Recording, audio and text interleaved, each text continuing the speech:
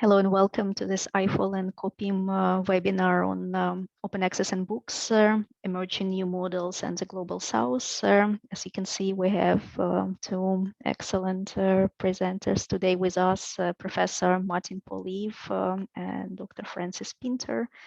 Martin is from Birkbeck University of London, and Francis is from CEU Press.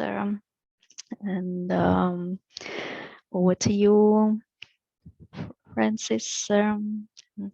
Thanks for joining us today. Thank you very much, Irina. Thank you for the introduction.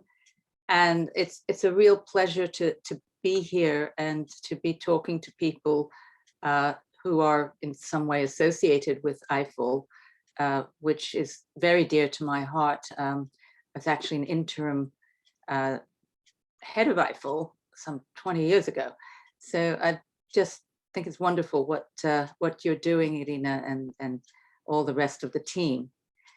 The title, as you know, Open Access in Books, Emerging New Models in the Global South. Martin, can I have my next slide, please? So we're going to present more or less in the following order. Visions of the future, recent policy developments, new business models, and then Martin will be talking about COPIM and the particular model that we have been working on recently, the Opening the Future model, and then looking at what kinds of future projects there might be. Next, please. So I like to start first by having a vision. And the vision of the future that I hold is that we need to have both publishing and access without barriers. And we need the monographs that contain so much of the important information and ideas that develop in the humanities and social sciences available as open access. We need frictionless discoverability and good infrastructure. And when we get all these things, we will actually see reductions in costs for everyone, actually. Martin, next slide, please. And so my section is going to be about policies, mandates, funding, access, etc. Can we move on to the next slide? Mandates. So the issue around mandates, and I'm sure you've heard a lot of people talking about, well, this body and that body has mandated that the research that they fund should be available on open access. But there's a real question mark about who pays for those for going open access, because publishing is not free, as we all know. And we'll be considering the UKRI new mandate, whereby books will be mandated to go open access in 2024. And there's not just the pathway following journals. There's actually some substantial differences in the types of mandates and what exactly is expected of the publishing industry, authors, institutions, etc. And so the role of libraries is absolutely critical here. And we need to be looking together at the new models, publishers and libraries working together. And now, I don't know to what extent you have been aware of the developments around Plan S, but I'm just going to look at the next slide. It is a real change driver. It is a collective of 17 national funders, 5 charitable and international funders, the EU and European Research Council. And you would think this covers an awful lot of research, and it does. However, so much of what is published as books in the humanities and social sciences is not funded out of research projects. It's just part of an academic's job. They write the book, they want to get it published, they want to communicate. And there is no money for it, no special money and no additional money. And recently we've been looking at the developments at UKRI, that's the UK Research Innovation Body, which allocates, controls the big money for research in the UK, and also looking at the REF. And the mandate which came out in August did say that there would be some money for publishing books, but it's not enough to cover the costs, even of those books that come out of the research that they fund, which is estimated to be below 20% of all the humanities and social science book publications. So that's a serious problem. Martin, next. So who pays for open access monographs now? As I mentioned, research funders, they pay a little bit. They have in the last few years, and increasingly they will be insisting that the books go open access, and built into the grants there will be the payments of book processing charges. But that's funding a particular individual and a particular project.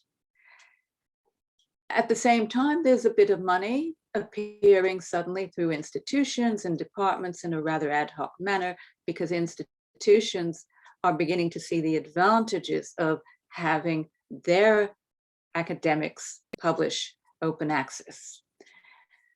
And then there's libraries that collectively potentially could do a lot.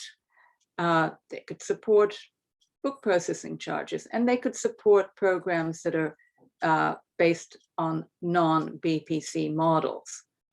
And unfortunately, so far, these are largely supported by the scholarly communications offices. And our contention is that there needs to be a real paradigm shift, that it's the acquisitions budgets, the librarians that control those budgets, that have the choice to fund open access and get the same books that they would have closed, but for less money, if we all move into an open access, set of open access models.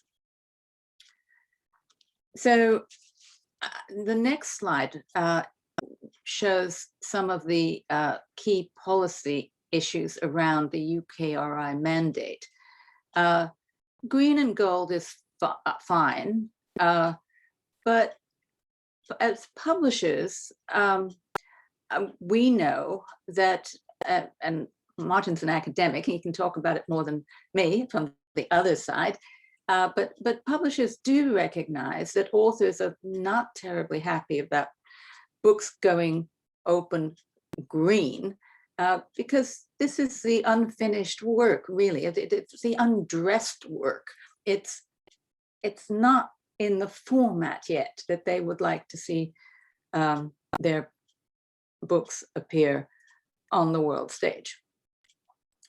Licensing, the preference of most funders for journal articles has been CC BY, for all the reasons that we know. But for books, it's been acknowledged that books are different. They accept an NC license. This is non-commercial license, which doesn't, it allows the copyright holder to control the commercialization of the book, which in layman's terms, and what this means for everybody, is that the publisher should be allowed to and protected to sell printed copies, because that subsidizes, in effect, the cost of making a book open access. So it's a good thing to do, really. And then the ND, which pertains to no derivatives, which authors, particularly of books, prefer. And the embargoes for books, it's up to 12 months. So that's a good movement, and that came out in August and kind of sets the tone for many other countries, though America lags behind. Next slide, please. So here we have some new business models from publishers. There's been quite a drive of new university presses and other mission-driven publishers in the last 10 years. And I would just invite you to go look at some of these sites. Open Book Publishers is a non-BPC modeled type of operation. It relies on a variety of sources of income, such as membership fees and subsidies and support from the university itself as well. And of course, the sale of print books. Huddersfield is an example of a very small university press set up by the mother institution, primarily to publish books from its own scholars. Then we have small and medium-sized presses, which are just beginning, and I'm proud to say that CU Press is a pioneer, to try a non-BPC model, and Liverpool has followed. And this is the Opening the Future model, which Martin will be talking about soon. Then we have large initiatives, again, a non-BPC models from MIT, which are effectively subscribed to open, which is a subscribed to open model. And Michigan University Press has a different kind of model, but again, it's a collective model with a very substantial investment by its university. Then I would suggest that you take a look at some of the university press models. An older one that works on a book processing charge basis is the University of California Press. Luminos, it's been around for a few years. And the new one announced by Cambridge University Press, which is called, I think it's Flip to Open.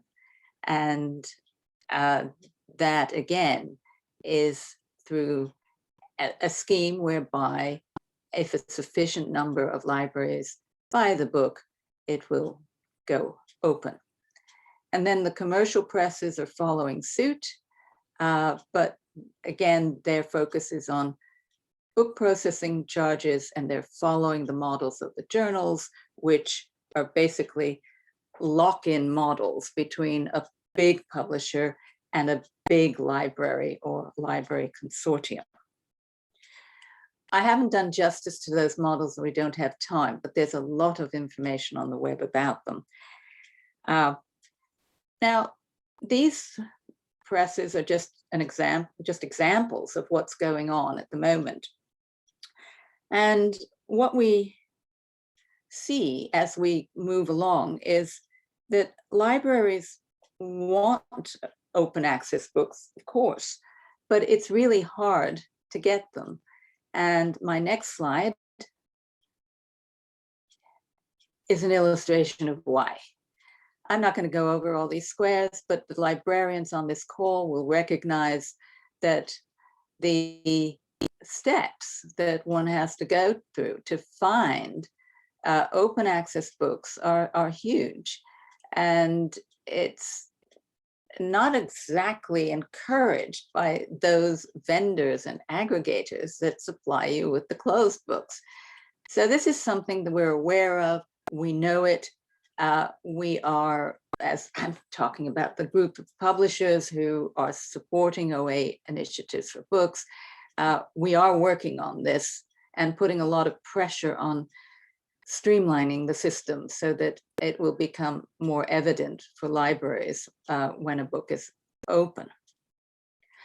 And that's my little introduction. And now I want to hand over to Martin, who will talk about COPIM and the future, the Opening the Future model. Thank you. Thanks so much, Frances, and everyone for coming today. So I'm going to talk a little bit about what we're trying to do to build a more equitable system for open access and to find book processing charge models that we hope that other presses around the world could take on, and that would lead to a better interchange of ideas between different geographic regions rather than the current suboptimal status where the North sees itself as an exporter of knowledge. So really, we're trying to build models that are more inclusive and to listen to the feedback we've had about the challenges of book processing charges. So the first thing I should say is that we've had a generous grant to implement a set of infrastructural fixes to the open access monograph space. We're funded by Research England and the Arcadia Foundation.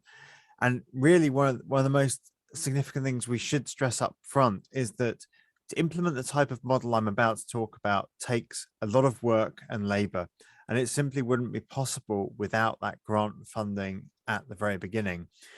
And that's often overlooked, I think, by people who think that the system will just transition automatically to new models without that investment of time and labor. But I am certain that if these models take off, funders will be interested in subsidizing the bridge period that's needed if other presses did want to come on board.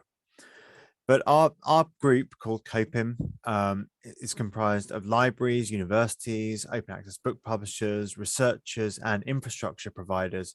And really, we're trying to find the holes in the current system for OA books and to plug them with new software, with new social initiatives, with new business models. So an example of this, just to think back to that very complex discoverability slide that Frances just showed, is an initiative called Tote, which is working on open metadata. So one of the real infrastructural problems we have at the moment with open access books is that aggregators tend to absolutely mangle the metadata that's coming from publishers before it reaches library discoverability systems. So we've got a system where essentially publishers can be providing very high quality metadata, but by the time it's filtered through various technological systems that are stripping out various fields, that are modifying the structures of the data, it's actually very bad data by the time it gets into a library catalog. It doesn't have a field, for instance, signaling that the work is openly accessible. And so you have these problems for acquisitions departments then of even knowing what they possess and own in their catalog versus what's open access versus what they've got on a temporary basis and so on. And Tote is our attempt to build a born open access metadata system that will plug into library discoverability catalogs alongside all the other providers people will still want to use, for example, but will give a clear channel for open access material to filter through. There's also another work package at COPIM called Open Book Collective that is trying to gather together all of the models for open access books that don't have book processing charges. The challenge is that at this point in time, we're seeing a proliferation of models, which is helpful because we need experiments at this time.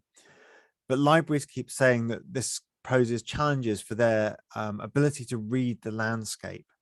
They find it difficult to understand the range of models that are being presented, and they don't have time in their day to go through a concrete evaluation process on each at different sites dispersed around the world.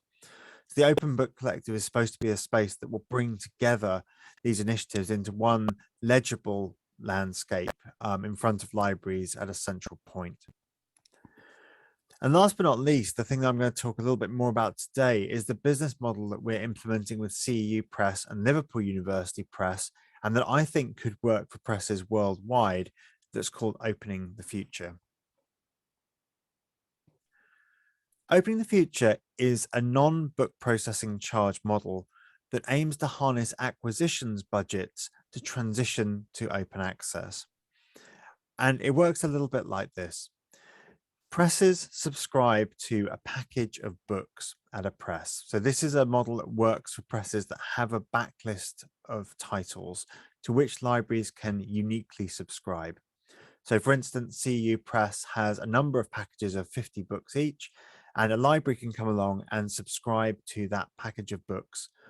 It's an annual subscription, but after 3 years, they have unlimited perpetual access to that title. There's no DRM on the titles. It's not locked down to simultaneous access or anything. So it's a generous subscription system for purchasing books. What's good about the model, though, is that the revenue from subscription to the backlist is used to fund frontlist titles to become openly accessible. So lots of non-book processing charge models have a threshold where it's either all or nothing. Either they get enough libraries on board and they say our entire front list will be open access, or they say we didn't make that threshold, so nothing will be open access.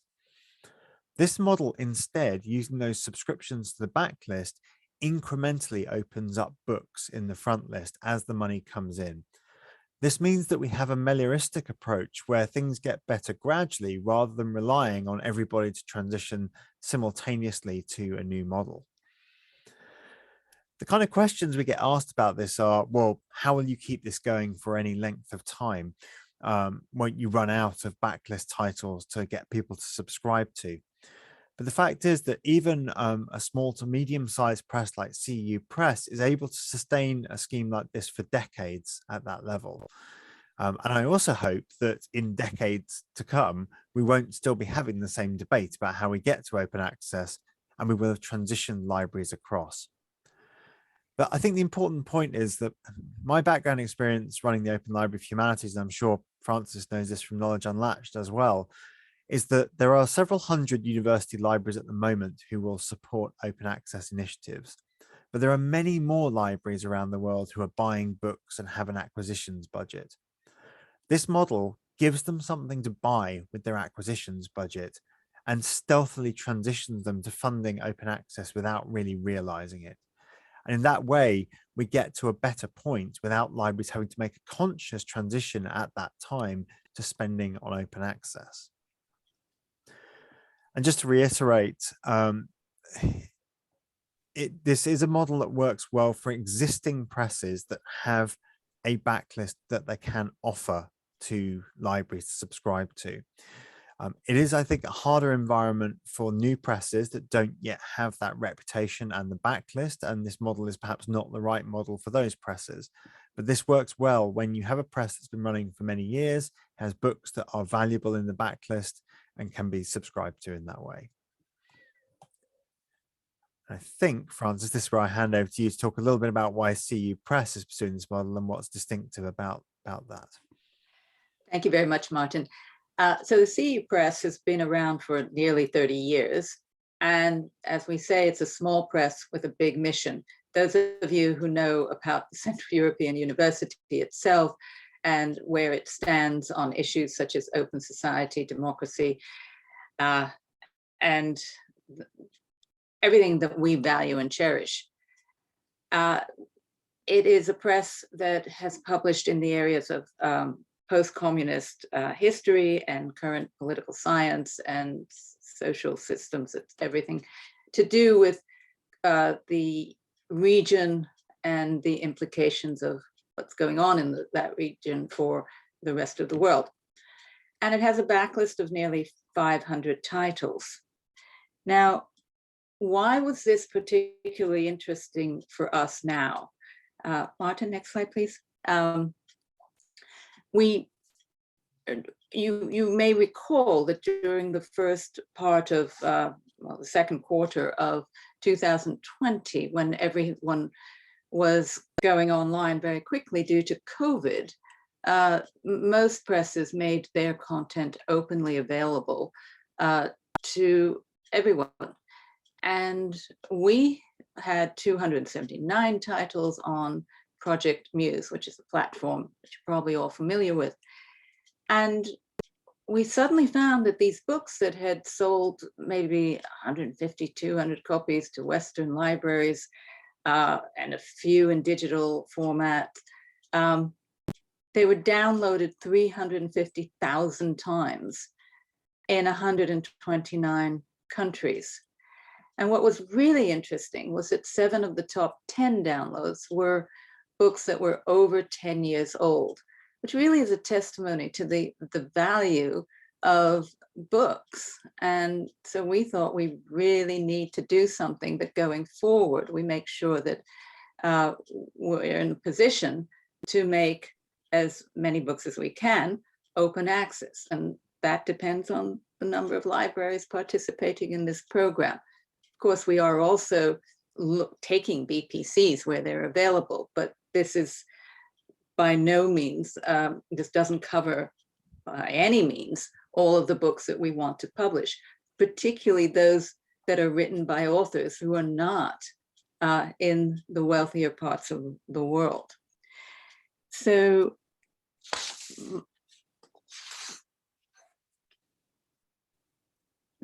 next slide. I think this is back to you, Martin.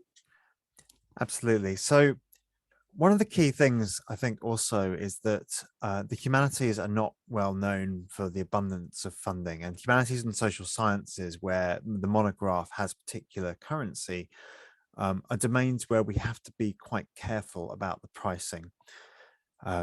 The challenge we face is that natural scientific research is all going open access and is quite well funded by comparison, while humanities books are lagging behind.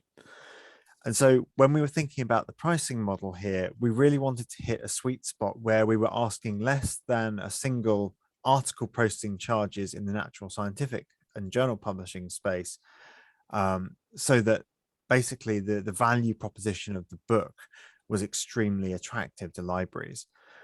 And so we developed a banding structure that we're willing to share with any press that wants to talk about it. But essentially, we're modeling an attempt at a price range between £1,000 for the biggest libraries in the world down to £300 for the smallest. That kind of nominal participation also makes the model feel more inclusive globally, when you can't expect certain libraries to be able to bear the cost at the higher end of that spectrum. The exciting thing is that if we can reach the target number of libraries that we have, we get our costs down to about £10 per book per library that is subscribing, which really is just a phenomenal decrease from the current rate of purchasing ecology, in which we have closed titles, and these titles are open access. The other thing about collective models like this is that the more libraries that join, the cheaper it is for every library that participates. And participating presses like CEU Press have pledged that if they meet the target and exceed it, they'll be donating additional money back to infrastructural developments, or they'll use it to publish more books. But essentially, there's a community aspect to what we're doing here, where we're trying to make sure that libraries participating see the benefit given back to libraries if we can reach the target threshold that we need here. And as I said, the exciting thing is that this doesn't rely on all or nothing. I think there's a lot of unrealistic discourse about how we're going to suddenly reach a tipping point and everything will flip. It may be that we never get to 100% of open access books, because there are still ingrained trade paradigms, for instance, trade crossover books. There are textbooks that have a completely different economic profile. There are works of popular fiction, for instance, in creative writing, that really reach a market via sales channels. But if we can start to get towards a high percentage of books being openly accessible with models that incrementally grow, then I think that's a much stronger proposition. So if presses wanted to do this themselves around the world, what do they need to know about what we've learned from talking to different platforms, talking to libraries, talking to other initiatives? It's really key that libraries have unlimited DRM-free access for the duration of memberships. The digital space and the withdrawal of titles from under people's feet has really caused consternation in the library communities, and they just can't afford to have that happen when their students and staff are trying to get hold of books. So really, we went for the most liberal approach we could with DRM-free access. Perpetual access is also important. When you buy a physical book, obviously it never disappears from your collection. So ensuring that that continues to be available, even if they pull out of the scheme after a few years, is a way of us saying that we're not hiding anything. We're not going to take these books away as punishment if you pull out. Packages also have to stay stable. There's a lot of issues with metadata supply chains and platforms, and ensuring that libraries know what they're getting, platforms know how to provide it, and there are no hidden fee structures as well beneath the provision of these packages. In the case of CEU Press, there's a package of 50 books, but you can work with different scales as well. Liverpool University Press is working on a series basis rather than the whole press basis. So it's different scalings, different types of value proposition. But what we've tried to do is to ensure that the value is good, whether you look at this just as a subscription model or just as an open access model. And we have even seen some libraries participating just to support the OA front list. They've told us they already own all the books and they're not interested, but they are interested in the front list being openly accessible in the future. And so we also put a package together that is just a front list subscription package. Now, I'm not sure whether this is you or me, Francis, but I will say a few words on this before I hand over. Put it together. You put it together. So why should publishers use this model? Well, firstly, it avoids book processing charges. We've heard from many figures around the world of the iniquities of book processing charges. It's not just people from the global south who struggle with them. We struggle with them at my institution as well. They don't scale well, they don't distribute well. We need to come up with new alternatives if we're going to see the humanities have openly accessible monographs. This model is relatively low risk if you already have a structure of sales that is working. It doesn't rely on a huge investment from a host institution to make it viable, and you only make the books openly accessible once the money has come in. So it's not asking a publisher to make works openly accessible before they've been paid for them.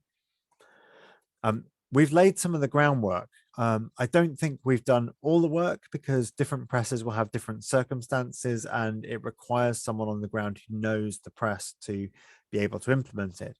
Also, these things don't just materialize from thin air. Marketing efforts and ongoing outreach are absolutely core to implementing the model.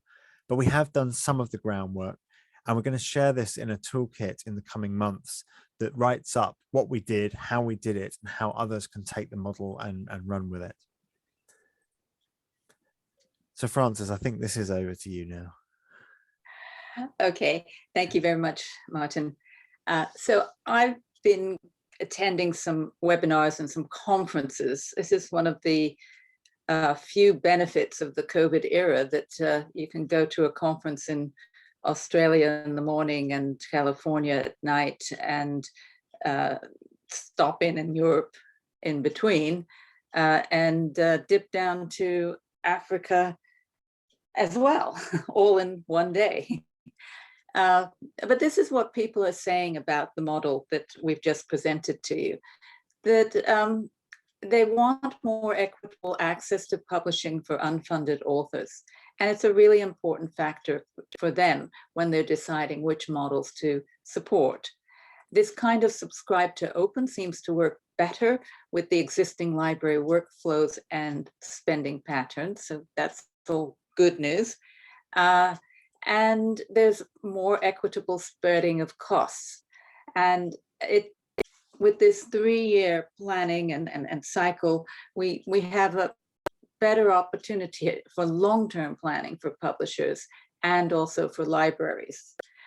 And what we've been stressing throughout, and which libraries have confirmed to us, that they see that this is better for humanities and social sciences, where book processing funding is not widely available. And finally, it does align better with the UN Sustainable Development Goals. And this is, again, increasingly something that is important to libraries when they're deciding where to place their money. So next slide, please. So I've been thinking about the future. After all, I'm opening the future for CU Press. I'm thinking about how this can be taken further into your regions. And so there's nothing about this model that can't be adapted to work on a geographic collections basis. For instance, a group of African publishers could come together and put together a package which would be the package that libraries subscribe to, Backlist, and use that money to fund Frontlist Going Open. That would be a really interesting project.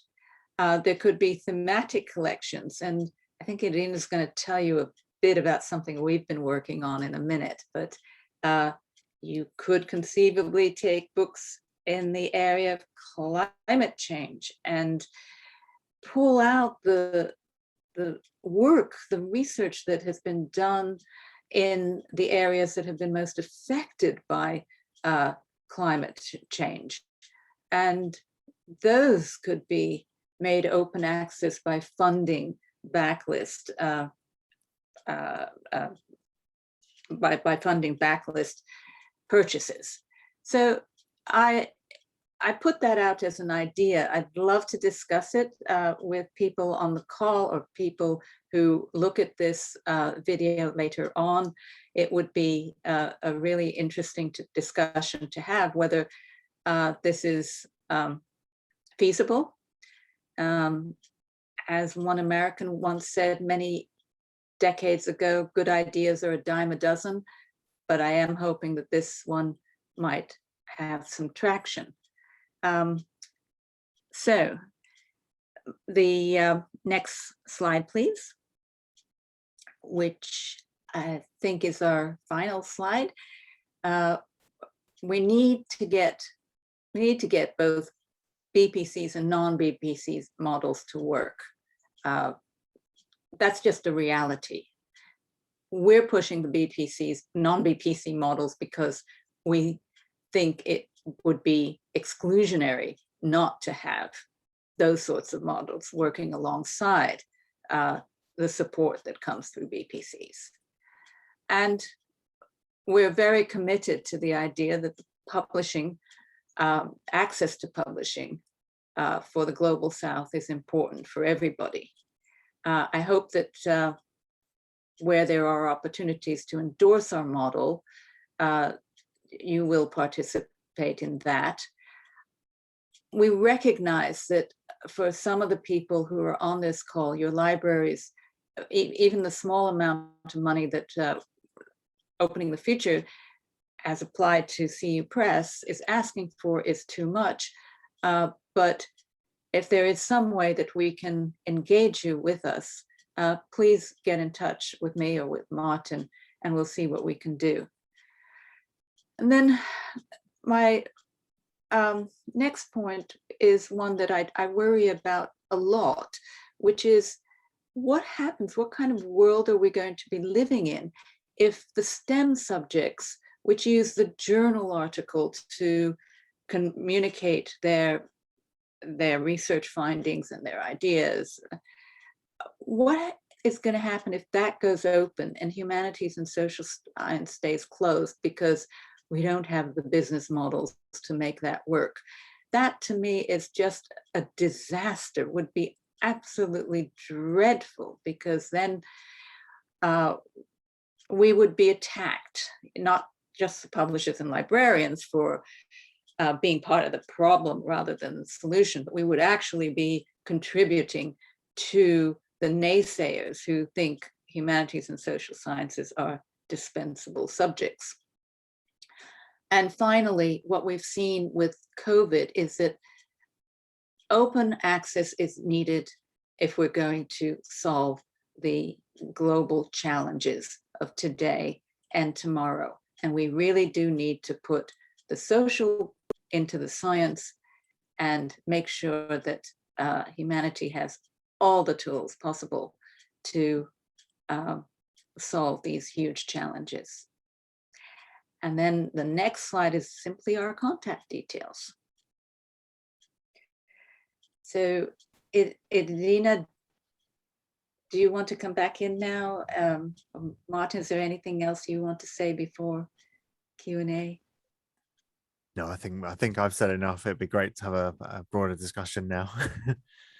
Thanks a lot, Francis and Martin. That was excellent. And now, colleagues, it's a discussion time. And like I said, please write in a Q&A or in a chat, or just raise your hand and we'll let you speak, because we're a small group today. There is a comment from Julian in the chat, which will take in a minute, but if you don't mind, I'll ask a couple of questions from my end. If a university press that has backlists would like to join Open in the future, what's the workflow? Are you open to new university presses? Or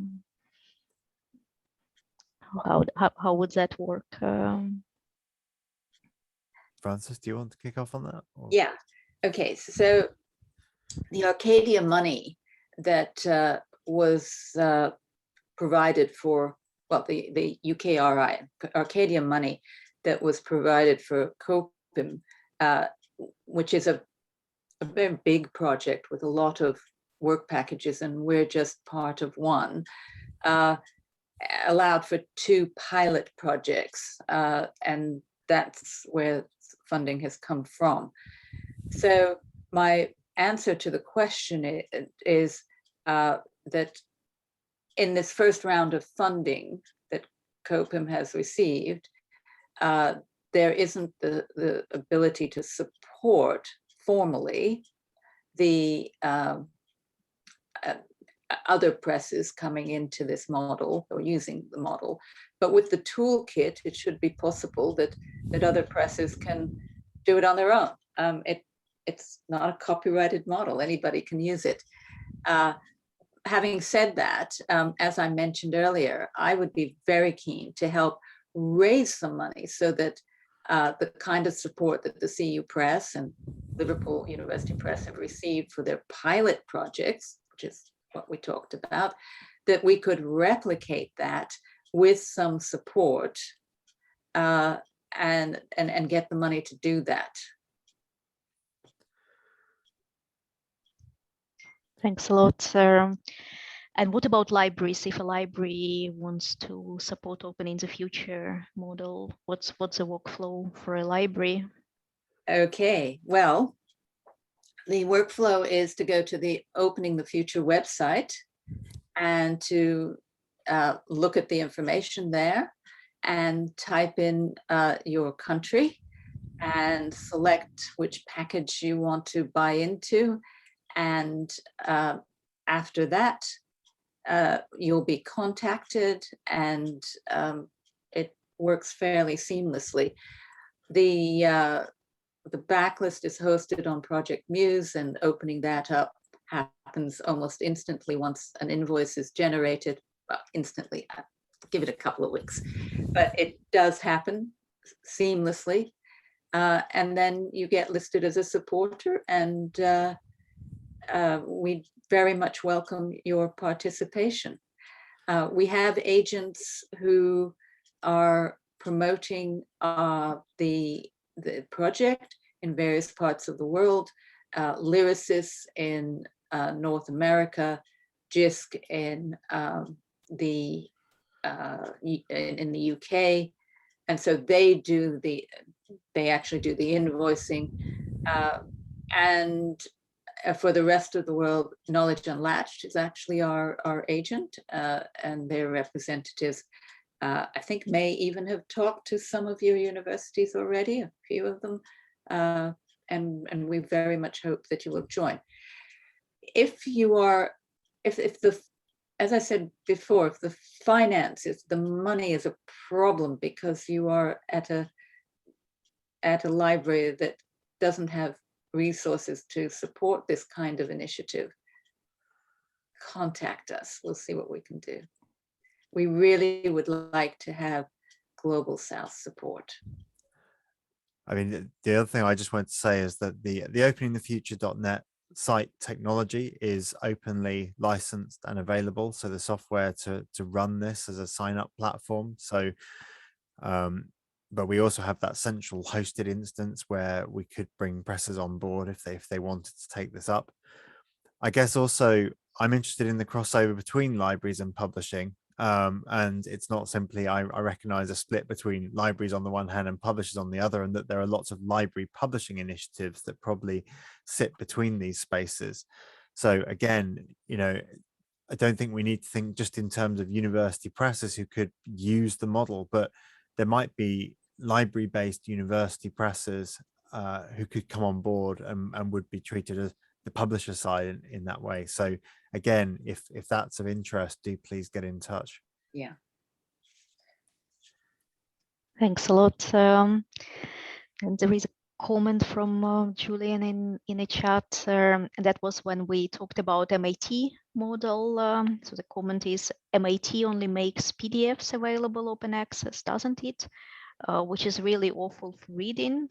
As far as I'm concerned, libraries should only support content that is also released in open ebook formats. From a reader perspective, this is a huge difference that doesn't get addressed often enough.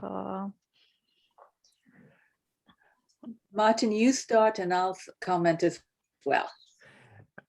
So this is actually, I think, quite a difficult one in that different readers have different needs from different formats and want different things. It's certainly the case that those, particularly with visual impairments, for instance, will definitely find an EPUB more accessible than the PDF. And various computational approaches to consuming the scholarly literature, distant reading methods, for instance, also working with an EPUB is about 1 billion times easier than working with the PDF. So I do recognize the limitations of that format. On the other hand, if you want to look up a reference and somebody's used a paginated reference marker for their location index in their work, having the PDF form available in the same pagination as the document was cited elsewhere by somebody, the print edition seems to be an important factor of our citation systems as they stand. So I absolutely understand the kind of hesitancy if it's only PDFs.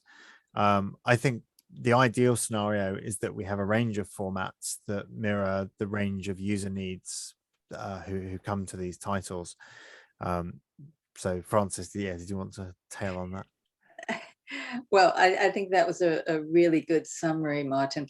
I just would like to point out that that publishers are going down going down parallel tracks, but at different speeds. And the switch in mindset and the switch in technology and the switch in priorities of making these multiple formats available when there are so many other things that have to be done to keep up with how publishing scholarly communications is done these days.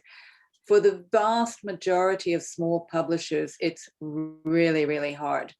And so I would just, Julian, please be tolerant with the small publishers, because particularly the ones that have been around for a while. I mean, you're very fortunate with your press. I've been looking at your site and I am very envious of it.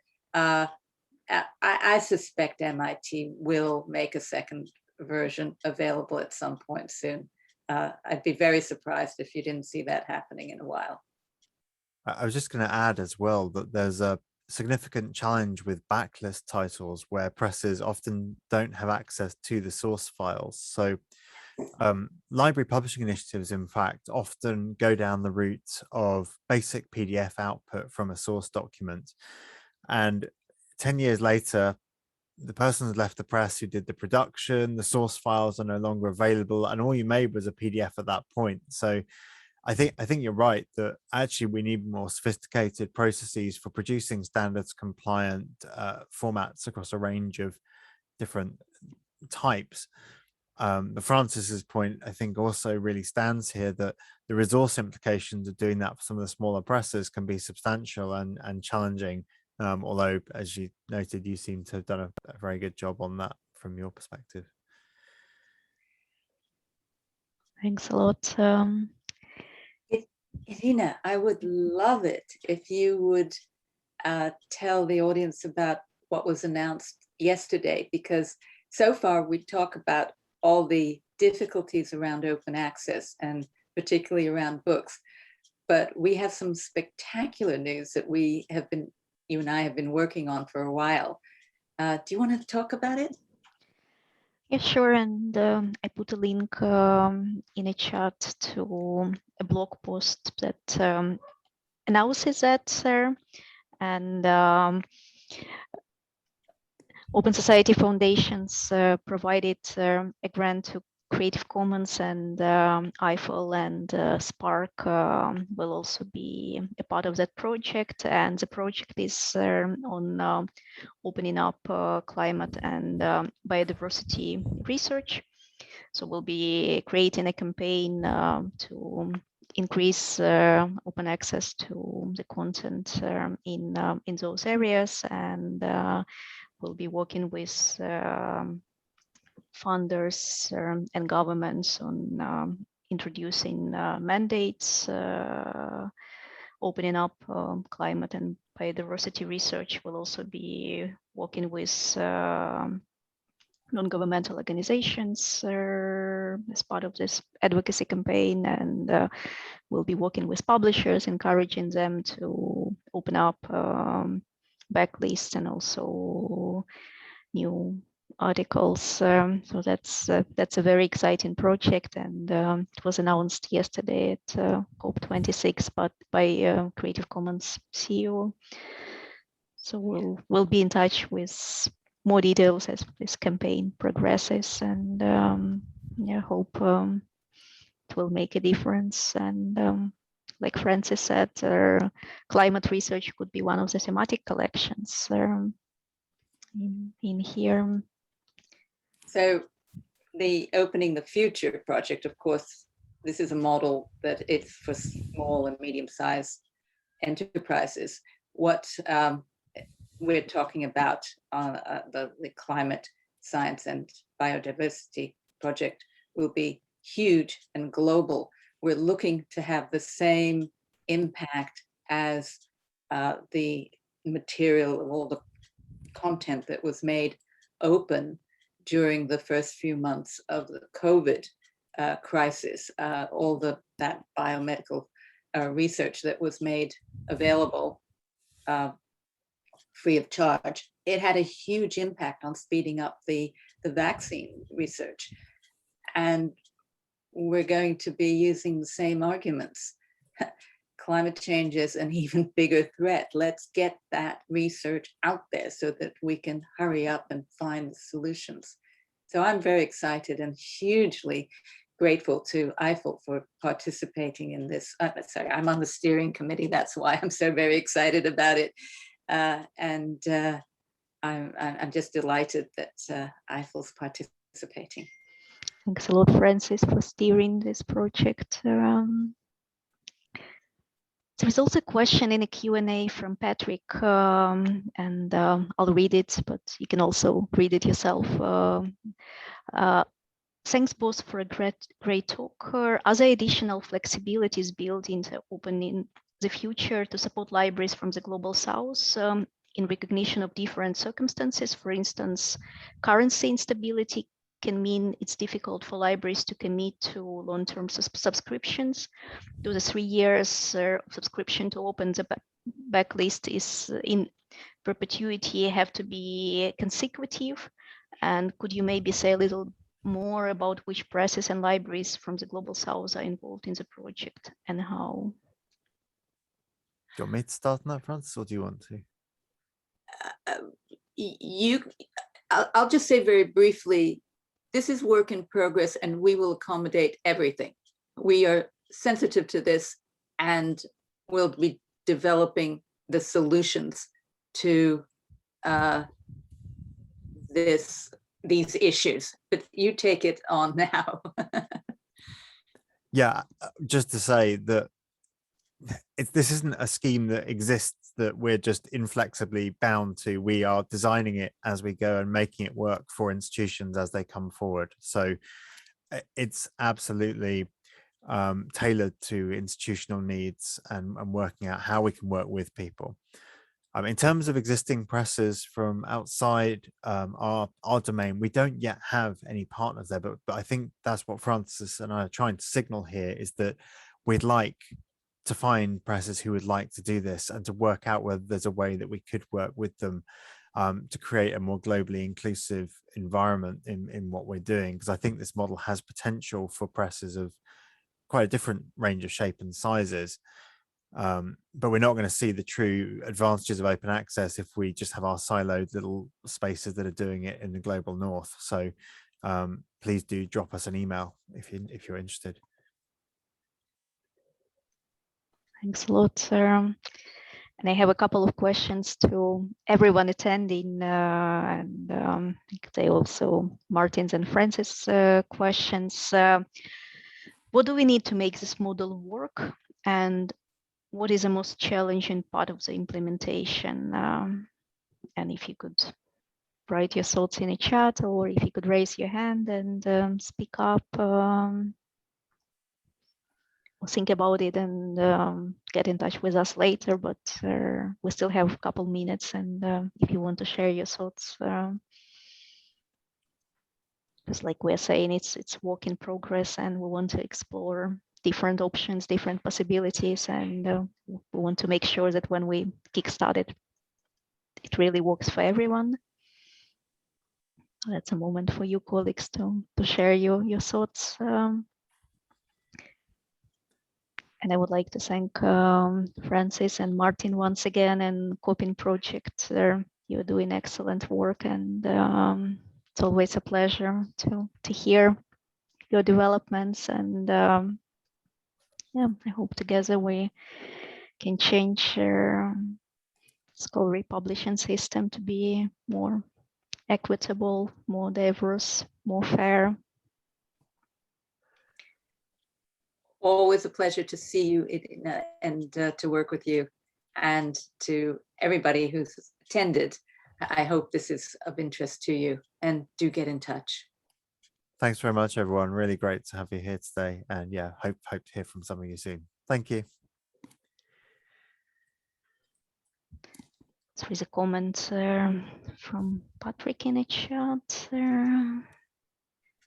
Thanks. Open in the Future has such rich potential. I'm sure there are presses and libraries in Turkey where I know academics in Little that would love to get involved. Thank you so much.